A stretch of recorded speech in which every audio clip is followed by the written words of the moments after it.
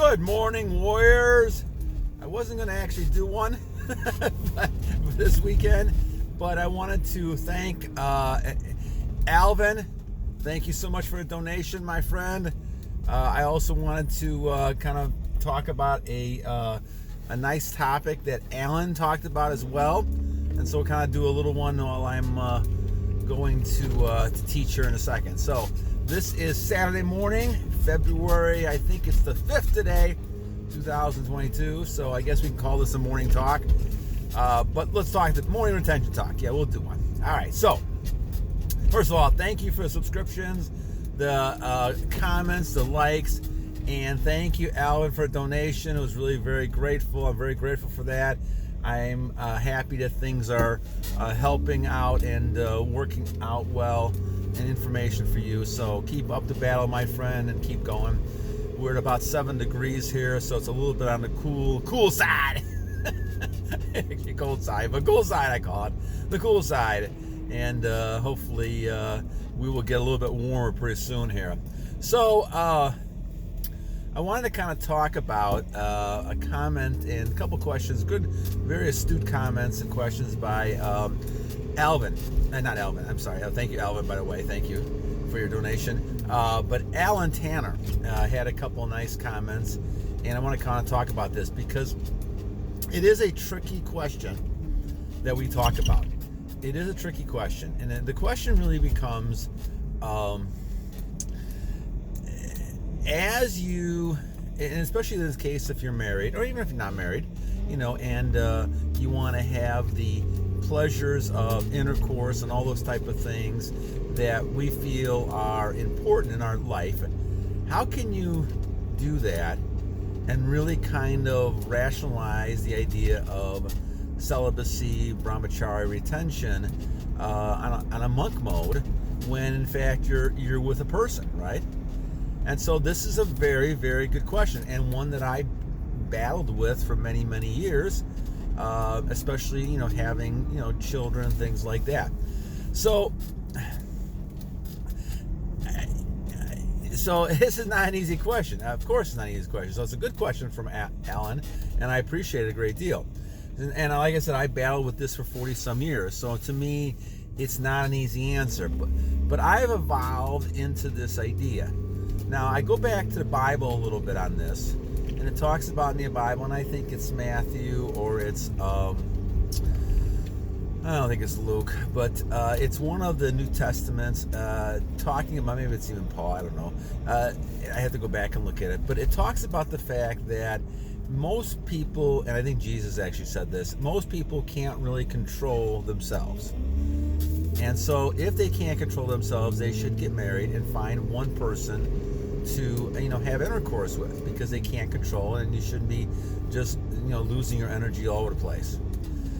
But I think that he's not really recommending that you should be getting married unless you find somebody that you really are meant for, and the Lord has blessed that type of marriage. Now, in that type of situation, you know, the purpose of that situation is to procreate. Now, what I'm kind of saying is really kind of, I guess, an evolution in my mind. And so I guess I'm talking about this, I'm thinking about this again at the same time. So we assume that the pleasure part of this is having that sexual intercourse. And we assume that's the main purpose for one of our things we should be getting out of life. And this is something we've been taught for a lot of years, that this should be the case. So what I guess what I'm really suggesting is that the way we look at this whole situation, I think, is creating the problem we have. So if you're doing this, how should I put this? If you're looking at this as a matter, and I guess I could look at some of the, not that we're animals, but kind of looking at this as more of a case of looking at some of those species that we have out there.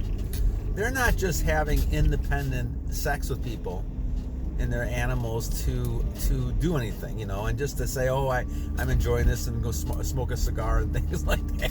They're not doing that, right? What they're doing is basically having a procreate, and they're gone. In some cases, the male tails are gone too, because they got to bite the head. I think it's the not the black widow, but the praying mantis biting the head off of the male. That's it, right?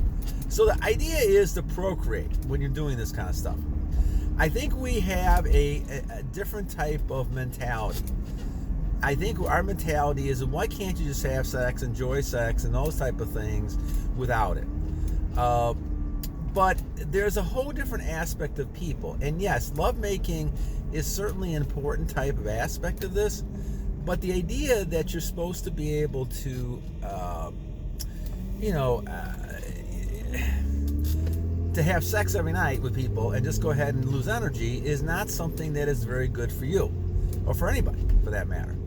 And so we look at this whole concept. In my mind, we have to kind of take a whole different perspective on this. At least this is what I've done.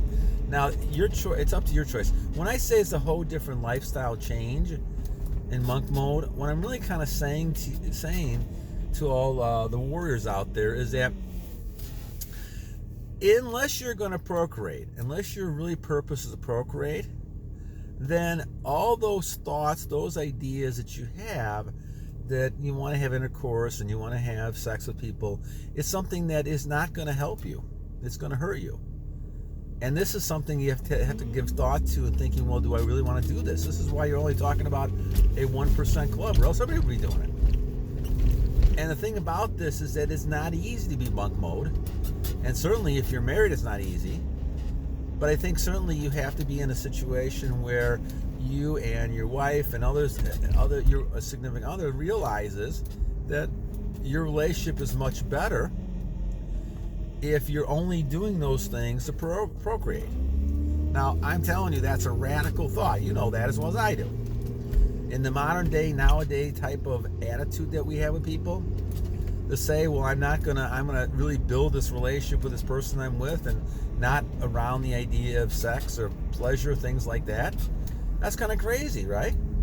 You're not talking about anything else. You're talking about, well, why can't I have the pleasures of sex and along with it? Well, here again, we go back to what I was facing for 40 years, right? And I thought I was a little crazy on the crazy side for thinking, well, I got to have some kind of balance here. We got to have some kind of sex and pleasure and things like that.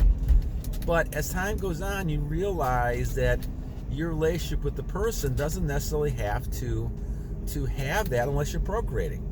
Now, here again, I realize that this is not what society's telling us right now. And this is not what society's telling us. That we should be living for these pleasures. We should be living for all this kind of stuff. And so, I'm probably coming off like a humbug or something like that. But what I'm saying to you is that the monk mode is really the idea that you're not really thinking about this, that you're not really giving a lot of thought to it. And if temptation does come, of course you're going to get excited. As long as you have some kind of energy within you, you're going to get excited. But you have to kind of control this and be able to do this. Now, the realistic part of our society, especially a lot of us like myself who was in those kind of states, is that you have to try to work yourself out of it to get to that 1% type of club. That's not easy. And it took 40 years for me. I'm hoping it takes a lot less time for you guys to do this. But once again, I look at this whole kind of thing, and when you're looking at focusing on things you need to have, one of those things is realizing that there's a lot more to life than just having sex. And again, that's kind of a radical thought that we have in society, right? People are thinking, well, this is all it is, right? I make money, I have lots of women or lots of men, and I have this, and I have car, all this kind of stuff, and it all kind of fits together. Well, that leads to a lot of bad behaviors to me. I mean, invariably, I see people who are indulging in intercourse. They're also indulging in drugs. They're also indulging in gambling. They're all over the place with all these addictions. And it comes back down to the point where it becomes an addiction. So the question, Alan, you ask is a really good one in our times. But what I guess I'm kind of saying is that you have to take a step back and look at the importance of sex in your life. Because when you're on monk mode, all of a sudden you take a different perspective. And in my mind, now this is just my opinion. Once again, I just kind of give my opinion because I'm not going to say that I'm kind of expert in anything. I just give you my opinion of struggling with this for 40 years and trying to figure out what's going on in my life. And I have come to realize, and in my opinion, that it is not what it's not that important. And maybe it's because I'm 60 years old. That's very possible. I didn't think like this when I was 20. But again, I think the media, everything around us builds this up to the point of telling us that this is one of the most important things in the world, to go out and have pleasure, not to have children necessarily, but to have pleasure. And so the human being is being taught over and over again that this is something that is more important than a lot of other things in our life. So I think what you have to do now, I'm not even saying that you can even have, you could probably even have intercourse without even releasing energy. So that's a whole, I guess, another type of issue you could actually go into if you're at the point where you do want to have, want to make love and things like that. But I think what you got to do is realize there's a lot more to lovemaking than just having sex. And I guess I talk from a lot of experience when it comes to, a lot of years, and trying to realize there's more to it than just doing that. And yes, if you're in a situation where the other person wants to have that and you're not, well, it puts in a tough situation. It is a tough situation. But especially if you're going to marry somebody like that and realize that, well, we're going to have children, but the bottom line is that I'm still going to practice this, through my life. And that's a tough type of thing to do. So, as you can see, I kind of go back and forth a little bit on talking about this because it is something that is not something that's very clear. Now, it's becoming clear to me now, as I'm on a longer streak, to realize that I've kind of left a lot of that behind right now. I'm not saying that if my wife and I, and this is, wouldn't happen at our ages, but I wanted to have another child, that I wouldn't think about that possibility. But the thing about it is that you're living a whole different type of lifestyle mentality when you're on this type of streak. And I guess that's kind of what I'm really saying, is that yes, if you're looking at this as a younger person who's on the short streaks, who are on a streak that you're a week or 2 weeks here, you're still going to think of this in terms of that type of lifestyle, that I have to go ahead and do all these type of things that keep up the pattern of what I was doing, and I have to continue to try to have pleasure and all these kind of things. And this is the kind of lifestyle that we live in right now. We've lived in this lifestyle for many, many years, and I remember back in the 60s and the me generation, and realizing that a lot of people are out there now trying to look at getting their own stuff and the pleasure and things like that. So yes, you're going to do that. But I think you look for instance the idea of being a virgin. I mean, that used to be very popular at one time, many, many, many years ago. And now it's become something that really is kind of sometimes held against people, because they want to practice, not having intercourse until they're married. And I'm an old-fashioned type of person, so to me that to me is the appropriate way to go.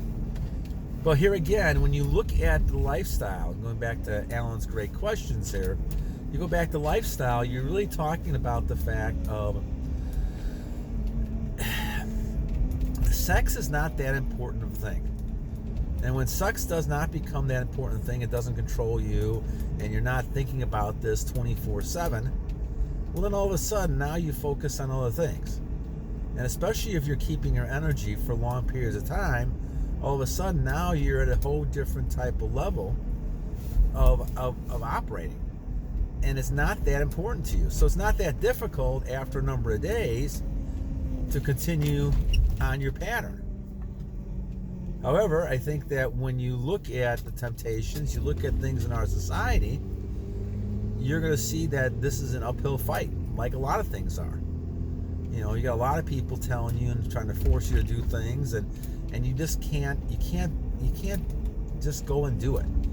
because you're not going to feel like the type of person you want to feel like, because you're not being successful with this, and you're giving in to any kind of temptation, or following people like sheep all the time, not realizing that these people are sending you down the wrong path. It's almost like sending the sheep to the slaughter. Okay, so Alan, again, great question in talking about this, and a great thought pattern and discussion. I think as we look at this is one of the things you have to kind of keep in mind as I talk about that people by nature, and I know that Jesus thought this way as well, people by nature have very little self-control. And unless they're going on one of these like monk mode types of things in which they're trying to get rid of all kinds of thoughts of it, then you're going to fall into these type of temptations. Now, I think it's obviously better that you cut down the amount that you're doing if you're doing a lot of it. I think it's also better that you're doing some sort of other types of things to kind of get it in control, because that's what happened to me. But I think if you go into this thinking that I can go ahead and go back and forth and I'll get the same benefits, I don't think that's possible. I think you have to decide that, do I want the benefits of living a life that is really very peaceful, even with everything going on around you, that you feel light in your life, you feel like there's a great thing in your life, unbelievable type of power you have, or do you want to go ahead and get your pleasure and do all those type of things and not get the full benefits, and it's going to eventually come back to drain you? So I think there's a key thing here. So as I said, I don't believe that in all the things that I've read and my belief system in God and Jesus, I don't believe the purpose was to have sex and pleasure all the time. I think that's more for lascivious types of dynasties and things that fell apart, like the Roman Empire. I don't think that was the same kind of situation. So we look at this type of thing, it's important to recognize the fact that it's a whole different outlook on what's happening. All right, my friends. Well, once again, great question from Alan. I wanted to do something because it kind of hit me as a very good, interesting question. And then also I appreciate that Alvin his donation as well. So guys, have a great day. I will probably, unless I hear a great comment or something from someone who has a great question over the weekend, I probably will talk with you guys again Monday. So have a great weekend. Battle on, my friends, and keep going no matter what. God bless.